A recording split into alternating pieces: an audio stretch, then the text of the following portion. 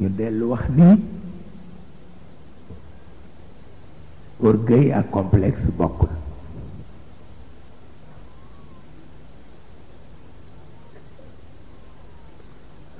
bokkul parce que complexe ci doye di lay tegu te orgueil mën na tegu ci fayda. te orgueil sax pour lan dañu ni daara moom parti politique a yem pecc mi yées ci ñoom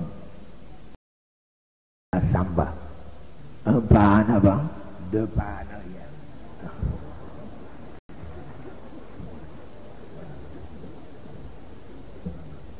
un pas en avant deux pas en arrière moo yées ci daara moo yées ci parti politique.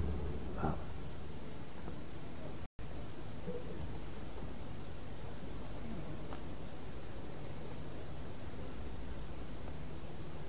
beneen amu ci kay da ngay avancer rek wala nga dellu gannaaw mara day tàlli dellu gannaaw bi baaxul.